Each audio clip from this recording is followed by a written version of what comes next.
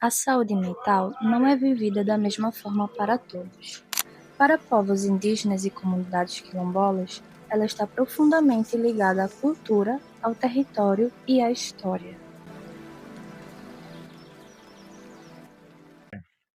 Quando eu disse a você que quando eu era criança eu tinha vergonha, eu vi uma coisa que foi colocada aí no Loyola, aprendemos a cultura negra do quilombo do Palmário para o Xambá. E lá tinha um retrato meu lá, na frente da escola ali. Quer dizer, a maneira da gente lidar com as pressões de fora é você mostrando a questão culturalmente. Vocês não têm culpa com aquilo que a igreja fizeram. Agora vocês têm o direito de mudar. Quem é do tambor que fica com o tambor, quem é do axé que fica com o axé, quem é do amém. O importante é você ter uma sociedade justa. Entendeu? E a maneira de você combater essa pressão que vem lá de fora é você tirar esse cívico que não existe. Os trapalhões era campeões de audiência. Em vez de chamar Mussu de maisena, chamar Tião Macalé de nojento, aquilo era risado. Mas você já pensou, refletindo outro dia na escola, aquela criança, o bullying que a criança sofreu na escola, a maneira que aquela criança sofreu na escola? Porque você, às vezes, você é uma coisa que você não se apercebe, só se apercebe que está passando. A reprodução de uma questão difícil. E, às vezes, você, mesmo como um homem negro, você não ter a tutela assim, de rebater, porque você fica acanhado de argumentos. Esse racismo, essa coisa em cima dos terreiros de candomblé, é porque as pessoas. Não é porque eles conhecem. É porque as pessoas são racistas mesmo. Por quê? O primeiro filme que ganhou o Festival de Cannes foi O Pagador de Promessa, falava sobre candomblé. O primeiro livro que foi best-seller foi de Jorge Amado, falava sobre candomblé. Entendeu? Então, é o tipo da coisa. É uma questão porque as pessoas querem. Que cada quilombo, cada região tem suas fragilidades e suas formas do atravessamento do racismo. Aqui na região de Garanhuns, ele atravessa no sentido de não da cidade e o sistema de saúde daqui não acolher essa população. Quando o sofrimento ele traz uma questão de preconceito ou discriminação racial, ele muitas vezes vai se desvelar em episódios de isolamento social, de tristeza, de sintomas de baixa autoestima, de perda de identidade, de perda de pertencimento, que não vai estar dentro de um campo psicopatológico, mas vai estar dentro do campo do sofrimento psíquico. Aí não tem como a gente trabalhar isso só com a pessoa, porque ela não está deslocada da sociedade. Então a gente vai ter que trabalhar com as políticas públicas, com orientação ao direito e à cidadania, com poder de denúncia, o processo, elementos que também trabalhem com as políticas públicas e também formar a população em geral que isso está acontecendo. Então, a gente não trabalha só no nível individual, mas no nível macro e coletivo também. Se você perguntar qual foi o maior genocídio do mundo, você vai dizer que foi os judeus. Porque foi Hitler, o maior genocídio do mundo foi Hitler, porque ele matou 6 milhões de judeus. Mas ninguém fala em Leopoldo II. Leopoldo matou 20 milhões de negros. Isso acontece por causa da reforma agrária, né? Se a gente tivesse reforma agrária de fato, como tem a proposta da reforma agrária, todos os quilombos, todos os outros indígenas tinham direito à sua própria terra. Mas como a gente não tem isso, acaba sendo uma terra de ninguém, muitos deles eles enfrentam o quê? As invasões, os genocídios.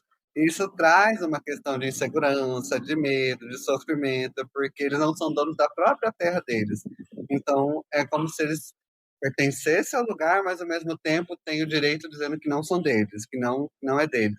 Isso traz esse lugar ambivalente de sentimento que pode desembocar no sofrimento psíquico, na perda do lugar, na perda do território, e não de modo é, espacial geográfico, mas de modo subjetivo mesmo. E isso traz elementos de como também está ligado ao racismo, à reforma agrária, questões estruturais que incidem na saúde mental da população quilombola e indígena. Você imortalizando. Quando eu recebi o título de doutor honoris causa, eu disse: os negros desse país teve duas mortes.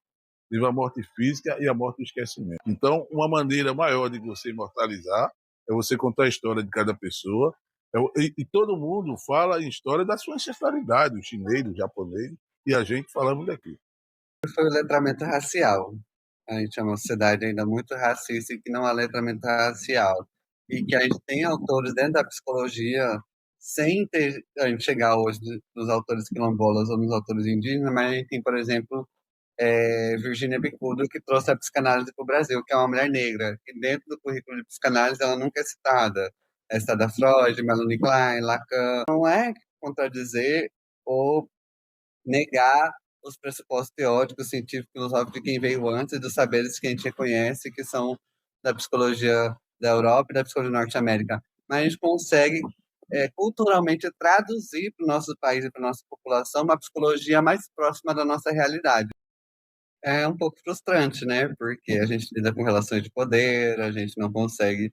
Aí não tá lá para salvar o mundo nem salvar a comunidade, nós estamos lá para estar junto, estar com, pela luta e pela melhoria de condições de vida dele, condições dignas do viver, mas sabendo que é um processo lento, moroso, mas que nós também somos um apoio. Veja bem, quando foi criado a saúde dos terreiros, a gente tinha várias dificuldades, que muitas pessoas que não queriam vir trabalhar dentro do terreiro, entendeu? A prova é que quando houve a questão da epidemia, eu consegui 4.000 doses para vacinar as pessoas aqui, porque eu tenho a seguinte visão. Eu acredito que a gente temos que ver a questão da medicina e ver a questão da ciência alternativa. Olha, Stephanie, você veja bem o seguinte: as comunidades, principalmente tanto as indígenas como as comunidades de terreiros, eles são psicólogos naturais.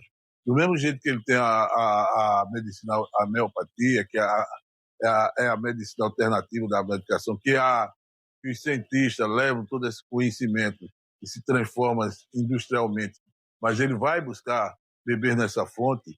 Na questão psicológica não é diferente, entendeu? Mesmo cada um com sua ancestralidade, mesmo cada um com sua espiritualidade, e essa espiritualidade ela dá um dinamismo, um enorme às pessoas. Há nas comunidades essa visão espiritual, ela ajuda, junto com a medicina alternativa. Então, a comunidade nativa, a comunidade negra, ela tiveram um papel importante, entendeu? Por isso que eu digo todo dia, os negros não trouxeram nenhuma religião da África. O que os negros trouxeram da África foi uma espiritualidade sociocultural, porque 90% da cultura que tem nesse país só tem do candomblé, o samba, a capoeira, o macumelê, o jungo, entendeu? E quando você faz essa figuração do negro, porque você vai no livro de Celso Teó, o negro apanhou, é aquele discurso do coitadinho, que é para o cara dizer, não, você agora está bem, você vivia pior. Aí eu costumo dizer, eu digo, olha, se não fossem os negros que vieram da África, não existia Minas Gerais, porque eram os negros que sabiam a química de tirar ouro do castelo, e foi esse ouro que deu a verdadeira independência do país.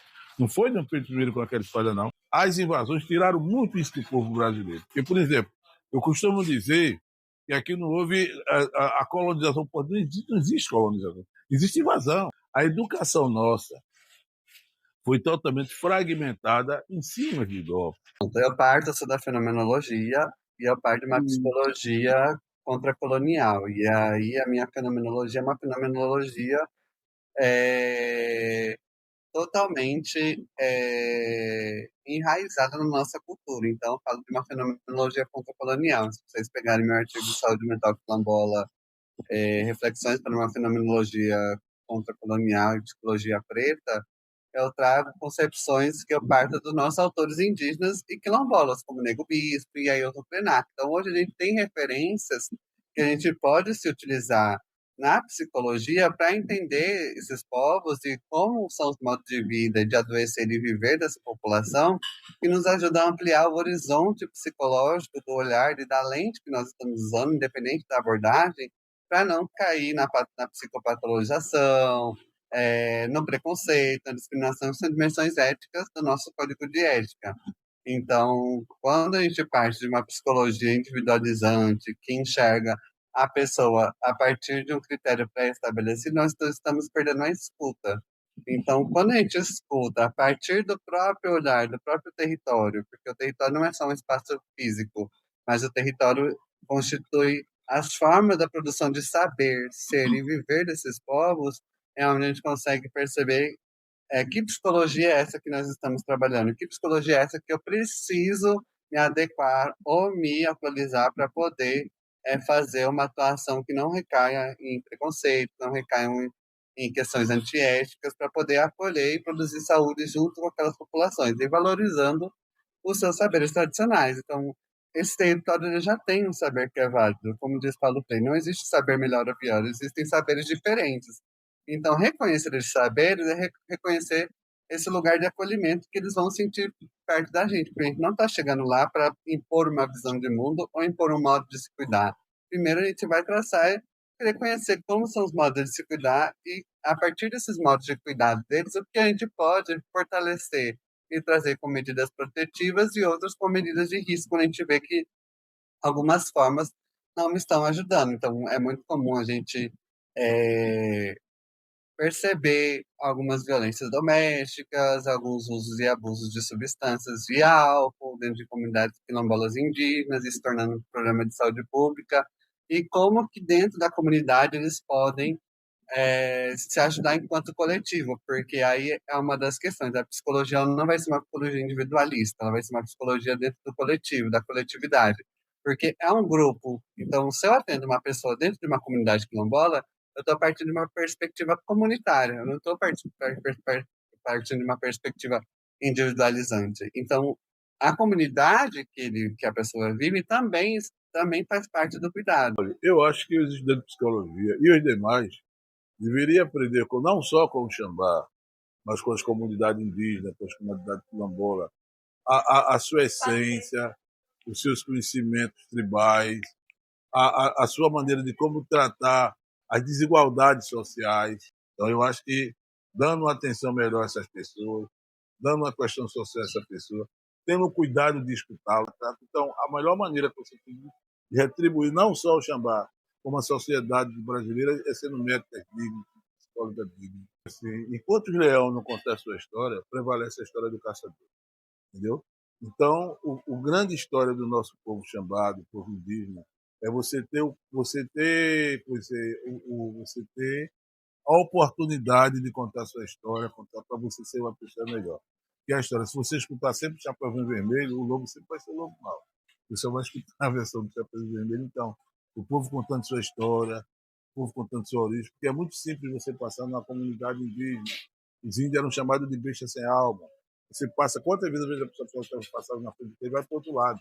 Porque aqui é a casa do diabo e até do mal. A melhor coisa que tem é isso, é a gente poder contar a nossa história para que os nossos filhos, os nossos netos, tenham um mundo melhor. Não, isso é o futuro, não, muda de hoje, para que ele tenha uma visão, como já tem, a qual eu não tive. E eu acho que uma das coisas que seria legal você levarem para a turma é a questão da interculturalidade, vocês fomentar o diálogo entre a psicologia ocidental, que a gente está falando, e esses saberes e as práticas de cura tradicionais, tentando evitar a imposição de modelos culturais hegemônicos, essa necessidade de desconstruir preconceitos e compreender a cosmovisão indígena quilombola, a valorização dos seus saberes, e aí partir de autores que são desses lugares, como o Nego Bispo, como Ailton Krenak, que tem muito a nos ensinar, mesmo através dos textos deles, ou através dos vídeos, quando a gente vê alguns vídeos deles falando, né?